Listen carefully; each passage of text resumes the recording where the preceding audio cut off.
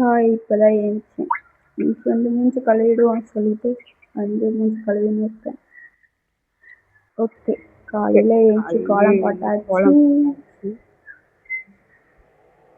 நான் போட்ட கோலம் இதுதான். விளக்கு கோலம் போட்டிருக்கேன்.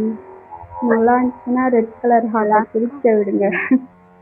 வழக்கம் போல செடிக்கெல்லாம் தண்ணி ஊற்றுவோம். டெய்லியும் காலையில் இது ஒரு ரொட்டீனாகவே போகுது. 4 செடி வாங்கி வச்சாலும் வச்சுட்டேன். காலையில் என்னொன்னே தண்ணி ஊற்றணுமா, அப்புறம் சாயந்தரம் ஆனவுடனே அப்போ தண்ணி ஊற்றணும். அப்போனா கூட பூவே விடலையே.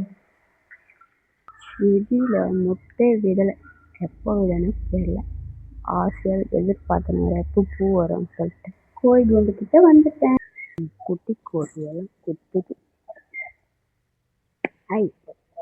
இருக்கிறது 3 குட்டி கோழி தான்.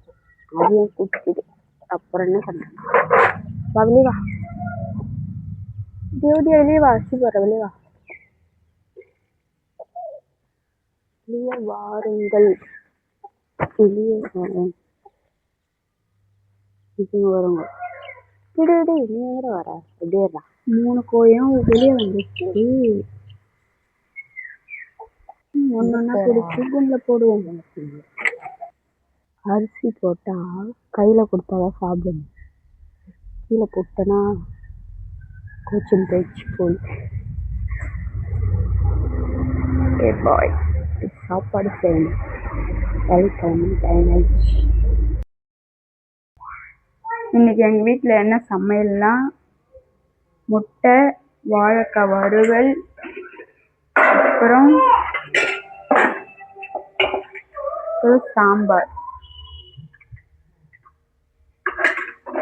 இன்னைக்கு இதுதான் லஞ்ச் கட்டி காமிச்சிருக்கேன் எங்கள் வீட்டுக்காருக்கு. அம்மா வந்து தேங்காயும் இளநீர் தண்ணியும் குத்தாமிச்சாங்க.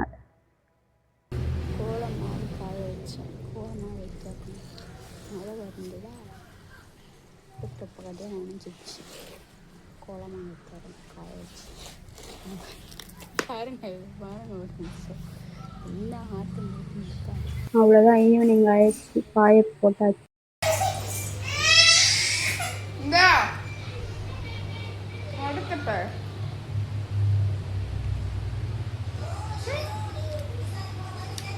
பனானா தரலையா?